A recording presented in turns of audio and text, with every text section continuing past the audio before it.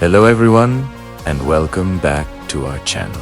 Today, we're journeying back in time to the Parthian Empire, a formidable power that once stretched from the deserts of Syria to the mountains of Afghanistan for nearly 500 years, from 247 BC to 224 AD. The Parthians ruled a vast and diverse realm, but have you ever wondered who was really in charge, beyond the King of Kings? Who are the power players, the kingmakers, and the influential families that shaped this empire? Well, today we're going to meet them. We're pulling back the curtain to reveal the 7 great houses of Parthia, the powerful clans that formed the backbone of the empire's aristocracy. So, grab your cup of tea, get comfortable, and let's dive into the fascinating world of Parthian politics. The Parthian Empire wasn't a centralized state like its Roman rival. Instead, it was more of a feudal system, a confederation of semi-autonomous kingdoms and noble houses, all swearing fealty to the Arsacid king. At the very top of this pyramid, just below the royal Arsacid dynasty itself, were the 7 great houses. These families were the crème de la crème of the Parthian nobility. They held immense tracts of land, commanded their own private armies, and held the most prestigious offices in the empire. Their influence was so great that they could often make or break a king. Their support was crucial for any ruler hoping to sit on the throne, and their opposition could spark a devastating civil war. These clans weren't just powerful, they were institutions, with lineages stretching back for generations, each with its own unique history and sphere of influence. Let's start by meeting the most prominent of them all, the House of Suren. If you've heard of only one Parthian noble, it's probably a Suren. The Suren clan was arguably the most famous and powerful of the 7 houses. They held a special, hereditary privilege, the right to crown the Parthian king. This ceremonial duty alone tells you just how important they were. Imagine being the family that literally places the crown on the monarch's head. That's some serious power. Their ancestral lands were in Sakostan, or modern-day Sistan, a region spanning parts of Iran and Afghanistan. The Surens weren't just king crowners.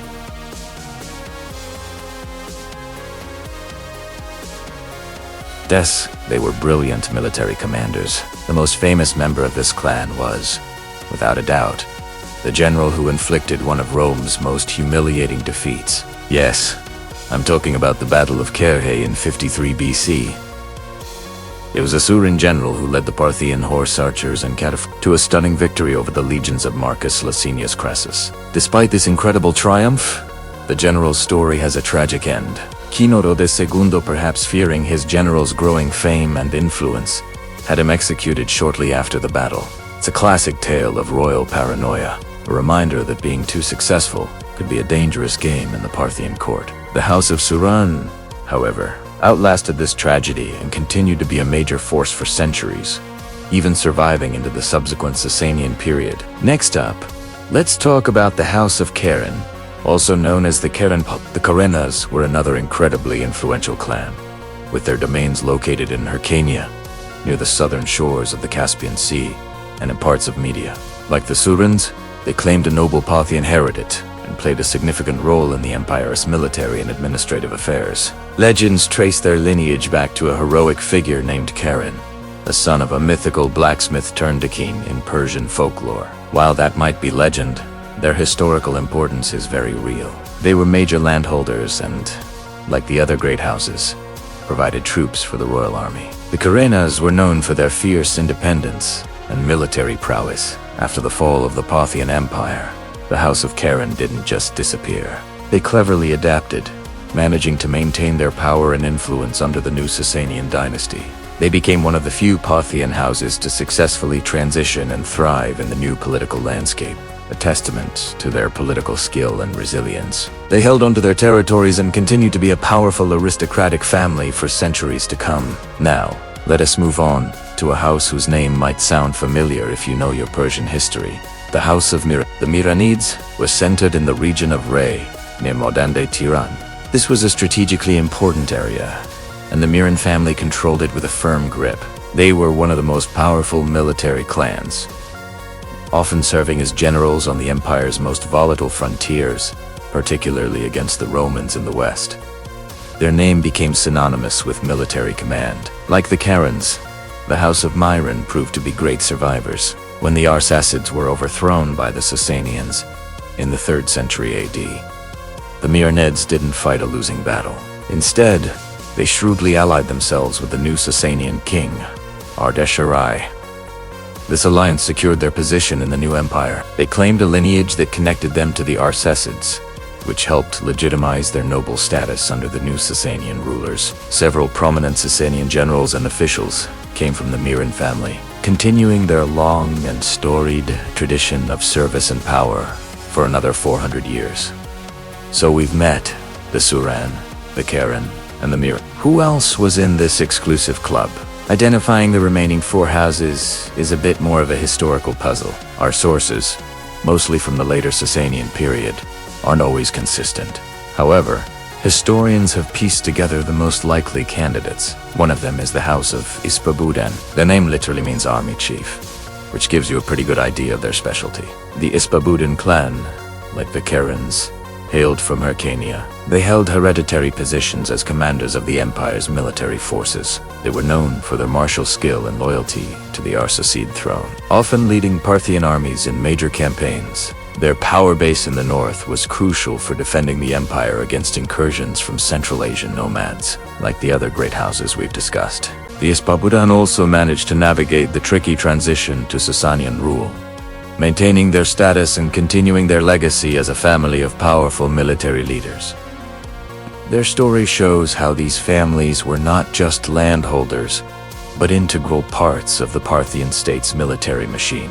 Another one of the 7 great houses was the House of Spandiad. This clan's primary domain was also in Ray, the same region as the Mihraneds, which suggests there was likely a complex web of rivalries and alliances between the noble families in that area. The name Spandiad is connected to a heroic figure from Zoroastrian tradition, Spendid, suggesting the family claimed a legendary and sacred ancestry to bolster their prestige. While we don't have as many detailed records about their specific deeds compared to, say, the Surens, their inclusion in the 7 tells us they were a major league player. They would have controlled significant territories, provided troops, and participated in the councils that advised the King of Kings.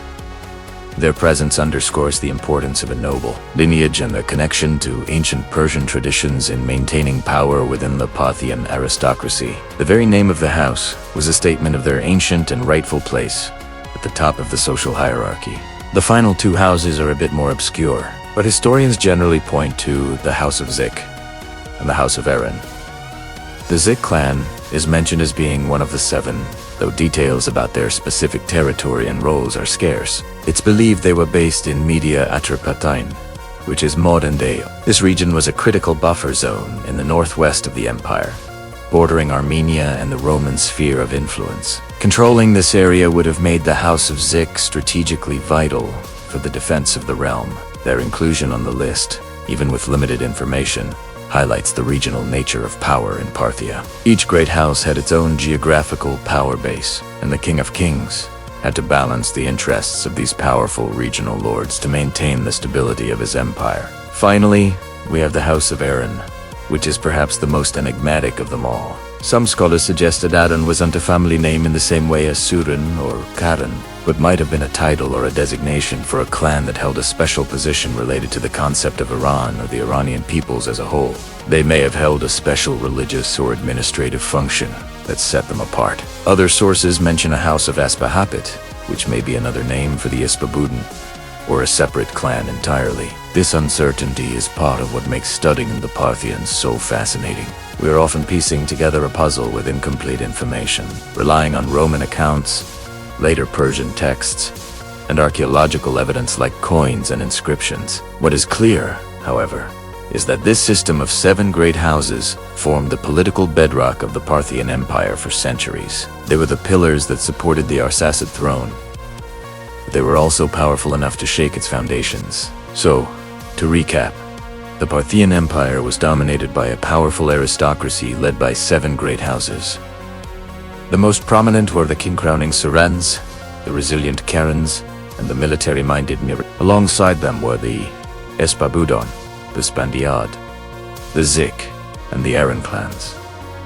Together, These families controlled vast resources, commanded armies, and held immense political sway. Their story is a reminder that the history of an empire is not just the story of its kings, but also of the powerful families who operated in the corridors of power, shaping destiny from behind the throne. Their legacy endured long after the last Arsacid king fell, with many of them successfully transitioning and thriving under the new Sasanian dynasty, proving that in the Game of Thrones, true power often lies with the great houses. Thank you so much for joining me on this deep dive into the world of Parthian nobility. I hope you found it as fascinating as I do. If you enjoyed this video, please give it a thumbs up. And don't forget to subscribe to the channel for more explorations into ancient history. Let me know in the comments which of these families you found most interesting, or if there are other topics from the Parthian era you'd like to see covered. Thanks for watching, and I'll see you in the next video.